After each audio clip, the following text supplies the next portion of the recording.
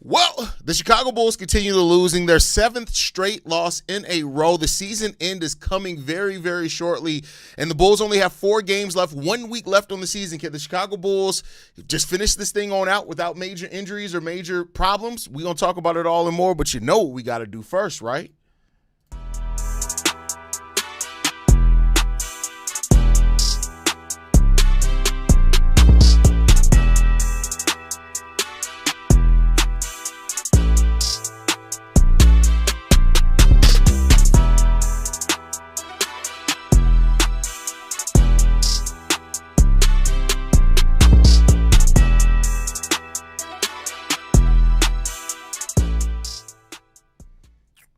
What's going on, Bulls fans? Welcome to another episode of Chicago Bulls Central, your number one spot for everything Chicago Bulls related. I'm the host here, Hayes, in my Miami Vice Chicago Bulls gear, which is exclusive, by the way. Y'all ain't got this shit on the streets. Nonetheless, man, the Chicago Bulls lose a game 120-110 to the Phoenix Suns. In this game, you get 30 points from Devin Booker, 15 points from Dillon Brooks, 25 points from Jalen Green. They only play 4 players off the bench, but they got more than enough to take care of the Chicago Bulls. Now, for what it's worth, the Bulls, without Matas Buzelis, without Josh Giddey, made this an interesting game longer than I expected them to. After the second half, the Chicago Bulls had only found themselves down by 7 points. They come marching back in the third quarter, finish that third quarter only down by a few points, but then the Phoenix Suns turn it on in the fourth quarter, win that fourth quarter by 8 points, 34-26. They end up getting the victory here. For the Chicago Bulls today, 29 points by Tre Jones, 22 of those points coming in the paint, 18 points from Colin Sexton, 17 from Leonard Miller, who, shout out to Leonard Miller, continues to be consistent. 17 points, 10 rebounds, 3 assists in this game. He did have 3 turnovers as well, but the Bulls had 18 turnovers overall in this game. They just couldn't hold on to the ball. Giddey Buzelis stepped in as the small ball center. He played 32 minutes, only 8 points in that. Lachlan Albrecht, only 16 minutes. I have a little bit of a problem with that, right? Patrick Williams, who's butt booty asshole cheeks, 5 points, going 2 of 8 from the field with 3 assists, 1 steal, only 1 rebound. Lachlan Albrecht, 16 minutes, 1 point, 5 rebounds, 3 assists, 1 steal as well. Lachlan Albrecht should be playing those P. Will minutes. Just period, point blank. I don't care what nobody says. Lachlan Albrecht, at this point in the season with nothing left on the line, he should be playing more minutes than Patrick Williams, because we all know Patrick Williams is ass. So why the hell are we still playing Patrick Williams? I have no fucking idea, but nonetheless, we got 4 games left. In 10 days, if you're listening to Joe Cali, until some major changes happen for the Chicago Bulls, we could be talking about a new direction, new faith, a new front office, a new coaching staff. We could be talking about all of that in 4 games and over 10 days. Let's see if we can get that done. Let's see what's going to happen with that, man. And that's all I really got to say about that one. But this game was boring. I'm just going to be 100% frank, honest with y'all. This was a boring-ass game. The Chicago Bulls suck, especially without Josh Giddey and Matas Buzelis, and that's just the reality of it. Even though the Bulls were in this game, like I said, much longer than I gave them time to, this game was sloppy. They scored 24 points off those 18 turnovers by the Chicago Bulls. They also had 52 points in the paint and 15 second-chance points. Now, for what it's worth, the Bulls had 62 points in the paint themselves and 16 second-chance points, but the Bulls just – I got to give it to Colin Sexton. I know the pro tankers, they love to use the Colin Sexton and him getting minutes as a reason why he shouldn't be playing on this team. Some people even ask, why is Colin Sexton even on this team? The Bulls should have bought him out, because there's a chance that Colin Sexton actually stays around and is a bench depth for the Chicago Bulls. And I tell you what, it wouldn't be bad. It wouldn't be bad. It would not be bad. So, it is what it is when it comes down to that one, man. But this game was just, it was a tanking game, man. 24 points off turnovers for them. The Bulls had 23 fouls in this game as well. The Phoenix Suns shot over 50% from the field, over 40% from 3, and over 77% from the free throw line. It's going to be difficult to win games like that, even if those were what you were giving up, even if Matas and Josh Giddey did play. Now, I do think the Bulls would have played a little bit better, but you gave over 50% shooting, over 40% from 3. You're going to lose games more than that, especially if those are high volume numbers of that. They took 32 threes in this game, hit 13 of them. And so, that's 39 points right there from the 3-point line. That takes a minute. So, we'll see what's going to happen with that one. But at the end of the day, the day going to end, and the season's going to end, and the Chicago Bulls are going into this hoping for lottery luck. and we'll see what's going to happen with that, because the only thing that's going to get the fan base all on the same page is getting a top 4 pick, ideally the number 1 overall pick. Then everybody can be excited about that. AJ DeBonsa, please go ahead and come on to Chicago. I feel like the city's ready for you. But let's see what we got in here. Mac fighting for his life against Dillon Brooks mentally was fun to watch. Hey, Dillon Brooks, I'll tell you I tell y'all what about Dillon Brooks. I know that a lot of people hate him when they're not on his team, but Dillon Brooks has put together. I know he only went 9 of 22 today from the field, but or 6 of 15 from the field. But Dillon Brooks has turned himself into such a solid two-way role player that if he's on your team, you love him. And I think that's just what it comes down to. Dang Dog had some hope there. Down the stretch, I got to give the Bulls credit. They made this game a lot more entertaining than me and many other people probably thought it was going to be leading into the game, and that's all they can really do. Rye also says teams are going to come calling for Tre Jones. He's great at getting to the rim and creating extra possessions with his steal. Oh, Tre is a dog.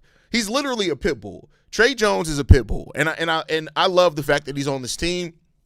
And like I said on today's daily episode, if the Bulls, if whoever's running the team next year wants and thinks that they have a runway to get this team legitimately back to competitiveness with the draft pick and the free agent capital that we have, Tre Jones and Jalen Smith can stay. But I think it's going to say a lot about how the Bulls feel about trying to win next season, because teams are going to come calling for Jalen Smith and Tre.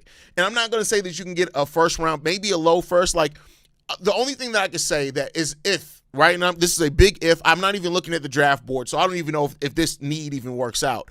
But if a team that just needs some point guard depth and they have a low first-round pick, I'm talking about 25, 26, 27, 28, and they're like, well, hell, we need a point guard. We're trying to win now. Yeah, there are some talented players in this draft, but they're a little too raw. And they say, bet, we'll give up the 28th pick for Tre Jones. The Bulls better do that trade. The Bulls better fucking do that trade. That's all I got to say about that one. Do that trade if that ends up being what you get offered. But we'll see. I'm not mad at Tre Jones staying. I'm not mad at if the Bulls do trade Tre Jones. Happy Easter, big bro. Happy Easter, Jerry. Glad to have you in the building. For real, Mac looks like he could be a good rotation. Mac, it's the size aspect of it, right? And that's why, the Bulls have had a lot of these guys. Mac McClung comes in a long line of G League MVPs for the Chicago Bulls. Y'all remember Antonio Blakeney? Y'all remember Carlik Jones, who was also the G League MVP and put up crazy numbers in the G League? Now it's Mac McClung. Those guys never really work out in the NBA, though. They never really work out in the NBA. Now, if Mac can prove otherwise and do different, great. No knock on him. But typically, those guys don't really turn into turn into NBA caliber players. And that's perfectly fine. I'm fine with Mac and Yuki being down in the G League and being the guards that develop those young guys that we get in there. I'm fine with that. But, it is what it is. 4 games until changes. Let's hope so. That's if rumors are to be believed. Happy Easter, bro. Happy Easter, Riley. Thanks for the show on Easter. Oh, no problem, bro. We in here chilling. Give me DeBonsa. Absolutely. You said Dynas. I'm like, Dynas? You want to die nasty? No, but DeBonsa, absolutely, bro. Absolutely. Why is Patrick Williams even playing? 2 for 8, 0 for 5 for 3-point, just a waste of a roster spot. Because everybody's dead. I mean, Jalen's gone. He's not coming back this season. We had to cut Ivy. Matas didn't play today. No Josh Giddey playing today. Yeah, everybody's dead, yo. It just kind of is what it is with that one.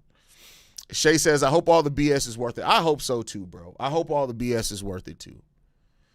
P. Will make him coach and GM as well. Fuck that shit. Fuck that. Get P. Will up out of my franchise. Travis says, love the shirt, man. Happy Easter to you and the family. Thank you for doing your podcast. Look forward to it every day. God bless your family and you and Pat. Thank you, bro. God bless you and your family as well. Oh, here goes. Edit man cleaned it up. He says, give my DeBonsta, please. Still had a typo in there, but we get the message, though. We get the message. We feel you on that one. Hey, it's just a question. Why are your thoughts on center and UConn Reed Jr.? He would be a great paint presence. What are your thoughts? I mean, he's not in the Bulls draft range. So I think that's the thing. At 9 or 10, that's way too high to take him. Now, if the Bulls do get the Portland pick, then I'm not necessarily mad at that either. If I'm not mistaken, he may even be slated to go in the second round, right? So if it's the second round, Travis Reed Jr., he may go in the second round. So, I mean, the Bulls have that Pelicans pick at 38. I'd absolutely take a shot on Travis Reed Jr. at 38. 6'11", 265 pounds, a guy that averages, the rebounding numbers aren't the best, right? Like you're a little bit worried about those rebounding numbers as a big with the size that he has there. Only 8.8 rebounds per game. So there's a little bit worry about the concern there with the size, but per 36, he averages almost 12 rebounds per game. So maybe at the NBA level, there's some stamina questions with him too. He's 23 years old. I say this. I take Terrence Reed Jr., and at minimum, he's probably a decent backup big for you. Or you can at least try to develop him into a backup big. So I wouldn't necessarily be mad at that one. Please, God, top 4 and Acme gone. Top 4, Acme gone, and some free agent capital. You never know. Sexton is actually good for our bench no cap. Yeah, having a guy like that, you can't deny it. You can't deny it. You know what, honestly, Rob, I don't get the feeling that Sexton is chasing the bag. You got to keep in mind, Sexton has gotten paid over his career. Even his last contract, that was still a contract as a starter, right? And I think Colin Sexton and his agent probably told him that money's not going to be there for Colin Sexton. So he's not going to get a bag. But I do think that if you could sell Colin Sexton on a roll here, as long as you're like, hey, Colin, we just want you to be you. We want you to bring some of that leadership. We want you to bring some of that fire. And when you come in, we're going to guarantee you 20 to 24 minutes coming off the bench, and we just want you to be you during those 20, 24 minutes. I think Colin would stay here. I do think he'll stay, and I don't think that you have to pay him a whole lot. I think between 10 and 12, you probably get Colin Sexton to stay. I think you probably get him to stay for that. Keep in mind, he's on, a $20 million contract now, if I'm not mistaken. Maybe it's closer to 18. I think you get him to stay for that one. Kylie putting a definite time frame on change is either going to pan out great or he's going to be like one of those doomsday pastors who keeps changing the date to the apocalypse. I mean, he did frame it, though, as that's what he's hearing, right? It would be different if he came out and was like, 10 days. These motherfuckers getting up out of here. But, we'll see. We'll see. Sexton wants a starting shooting guard slot next to Giddey. He's showing that he can shoot consistently. I don't think Colin Sexton's worried about starting. Honestly, I don't. I think Colin Sexton's perfectly fine coming off the bench. Hayes, I'm surprised the Houston Rockets didn't try to make a trade for Tre Jones, especially with their lack of point guard depth. I mean, I'm honestly a little bit too. Now, for all we know, they maybe could have made a call, and the Bulls just like, no. I mean, maybe because we know they're not going to give up very much. Like, the Bulls, we know that the Bulls called on Tari Eason. I almost refuse to believe that somewhere in those conversations, Tre Jones didn't come up in some shape, form, or fashion.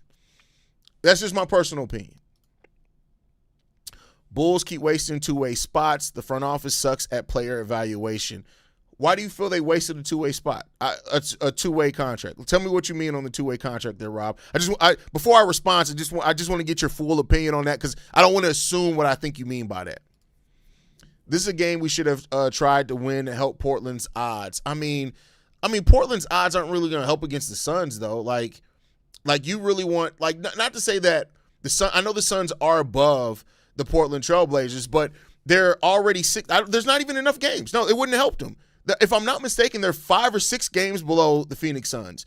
They don't have enough games. There's not enough runway for them to get back there. So they're locked in to being in the play-in, whereas the Suns still have a chance to actually make the 6th seed. The Suns and the Wolves are still battling out for the 6th and 7th seed. So I don't think the Portland Trailblazers can pass the Suns up anymore. But they do have a half-game lead over the Los Angeles Clippers. They won 3 in a row. They play 4 games next week. I'm going to be watching each of those 4 games and see what they do. I'm kind of worried because if we draft AJ, it doesn't look good for Noah. I disagree with that. And the main reason I say is this. First of all, even if Noah can play both forward positions, 3 or 4, but now that Noah Essengay has grown to be about 6'11 and a half, like, I don't know if you guys saw him. He's almost legitimately 7 foot.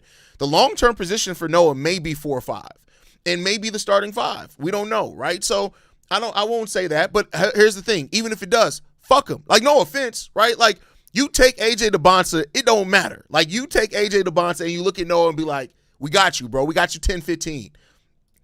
Shout out to Hayes for still putting in work on holidays. All Central podcasts are the best. I appreciate that. 1,765 straight days. I have not missed a day in 1,765 straight days. I'm going to try to make it to 2,000, which is almost going another year without missing a day. I'm going to try to make it to episode 2,000, but I may not. I'm going to be honest with you. I may not, and only because, not that I'm burnt out or anything, but I haven't taken a vacation from this show since I started. We're talking about 5 years of every single day I've dropped an episode for 5 years straight. Nobody else is doing that. in this industry. Nobody else is doing that. I deserve a day off, and I think I'm going to take a day off this summer. Probably when I actually go to Chicago, I'm probably going to take a day off. So we'll see if I can maintain. I'm going to try to, but I'm not going to force it, if that makes sense. Like, if I can do an episode, I'm going to do an episode. But I'm past the point now of where I used to be like, I got to do an episode today. I can't miss a day. So I'm kind of past that point. 5 straight. Think about this. Like, I'm damn near 40 now. I was in my mid-30s when I started this show. I'm damn near 40. I'll be 40 in December. So, like, 1,765 straight days. Listen, I've set a new bar, and I don't think anybody's ever going to accomplish that in podcasting again. Like, I'm just going to be 100% honest with you. I don't think it'll ever happen again. Not in Bulls content creation. I don't think it'll ever happen again. So if I were to stop right now, I have the longest streak of consecutive days podcasting for the Chicago Bulls. And it's a level of pride in that, because I actually enjoy talking to y'all every day. I enjoy talking about my team every day. There's never been a day where I felt burnt out, where I felt like I didn't want to do the show. I wake up and I feel blessed, even with this team tanking, that I get to talk about the Bulls every single day. I really do. I feel absolutely blessed that this is what I get to do for a living. And so, if I can keep it up, I can. I want to try to get to 2,000. I want to. But if a day pops up where I'm just like, listen, I'm enjoying life, I'm on the beach sipping a Mai Tai, and my feet are in the sand, I'm gonna look at that show and be like, hey, fuck that podcast today. But we'll see what happens. I'll tell you this: if we get the number 1 overall pick and we draft AJ DeBonsa, oh no, I'm not stopping anytime. I don't give a fuck. Like, the excitement level for Bulls fans are gonna be crazy for that. So Hey, a lot of people want us to draft their center from Michigan, but I could see some resemblance from Yaxel? Lindenberg? Oh, bro, there's no Zach Giddey in that at all, bro. You tripping with that one. I know your legs don't work correctly, but your eyes can't be fucked up too. Hayes, what do you think about one of the twins from Illinois if we were to get Portland pick? I don't know how to spell their name. I always mispronounce the name, and I'm an Illinois fan. I don't hate them. I don't hate them at all. I mean, I think you can go. I think there's some prospects. Keep in mind, I'm an Illinois guy. Fighting Illini Central will be coming back next year for the basketball season. But it is what it is. Who would be a great center to become our future starting center in the draft? Who has that potential? I mean, there are a lot of guys that have that potential. It's not as straightforward with the bigs as what it is for some of the guards. This is a guard-heavy draft, right? But if you're talking about some of the most proven guys, see, that's the thing. I can see all these centers not working out. Like Patrick Ngagba from Duke, he has a lot of potential, but with that foot injury, I'd be a little bit worried about that, right? Chris Sinak Jr., 6'11", 240. I love his upside, but then again, we haven't seen really high-level production from him consistently, right? Like, we've seen some, but I mean, he averaged 9 points and 11 rebounds, I think, as a center. So this isn't a draft where I think there are some, like, knockout centers that are just starting caliber centers. That's why I do think that us hearing that the Bulls are willing to put a big offer sheet on Walker Kessler, or even, try a smaller offer sheet on Mark Williams, is because I just don't know if there's a guaranteed starting caliber everyday center in this draft. There are some that have a lot of potential, but each one has a major flaw. Even if you look at Andy Mara from Michigan, that's who you're talking about from Michigan. I thought Yaxel Lindenberg. You're talking about Andy Mara, Shay. My bad on that one. As Shay said on that one, there is some Zach Edey type vibes with that one, right? So there's just not that clear-cut center in this one. It's just not.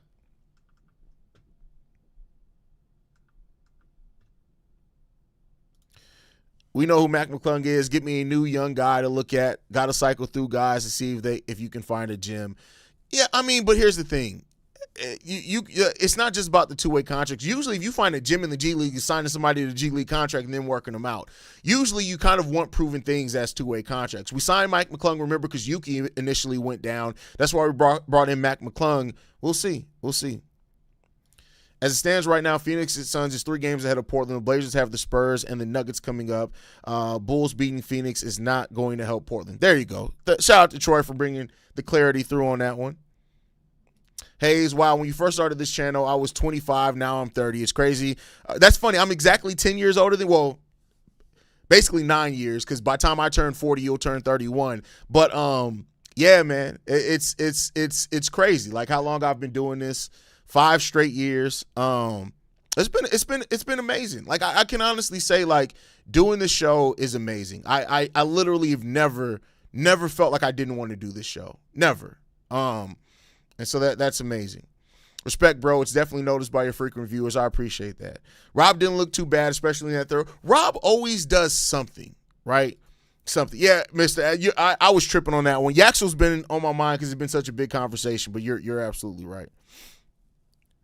Hayes, what do you think about Jaden Quinton? Since he reminds me of Nick Claxton or maybe even Jaren Jackson Jr. if he turns out. I mean, I don't hate him, right? Like that's if the Bulls get the Portland pick, that's who I want. The question becomes about, do you think he can play center at the NBA level, right? 255 already, about 6'11".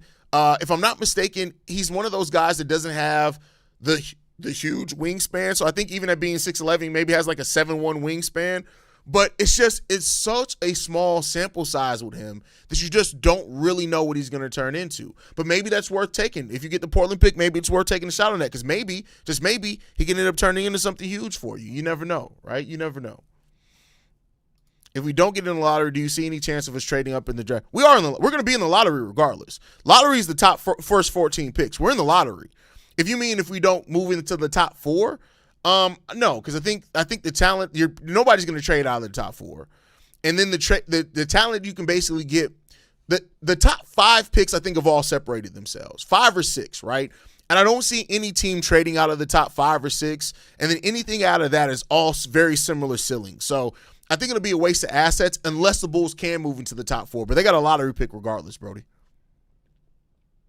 But all right, y'all, get ready to wrap it up. I appreciate you guys for tuning in. We got this comment for Supernatural. If Bulls clean house, big if, who would you want as the GM and coach? For me, I'm going straight to OKC and plucking one of Sam Presti's underlings and going from there. Where underlings don't always work out. So I love the Bob Myers thing because he's proven, right? Not to say that Bob Myers made all the decisions right, but he is proven that he can build a team. Coach, I've said the same thing about a coach for a while. It's Chris Quinn. Chris Quinn for me all the way. Chris Quinn for me all the way. So, if we have 9 and 15 picks, we can trade for the 6th pick. No, I still don't think a team out in the top 6 trades out of there. Like, I get it what you're saying in theory because you're offering 2, but I don't think the talent in the top 6 is so wildly different. And you look at the teams who are probably going to be in the top 6, right? Like Wizards, even if they move down, they're going to be in the top 6. They're not going to trade out of it. They need that top level talent. Dallas right now, who's slated to be at 6, they need a top level talent at point guard. So I don't think most of those teams are going to trade out. But hey, I'll see. I mean, I could be wrong. If AK, whoever the president is at that point, can make something shake, make something shake. But thank you guys for tuning in, man. Make sure you guys are following us at Bull Central Pod. You can send us any feedback, questions, comments, concerns. BullCentralPod@gmail.com. Lastly, if you want to leave a text message and our voicemail for the mailbag, the number to do so, 773-270-2799. We're the number 1 spot for everything Chicago Bulls related, but that is thanks to you, lovely and beautiful people. And like I like to end every episode on, go Bulls. Love you guys. See red if you can, y'all. Peace. This has been a presentation of the Break Media.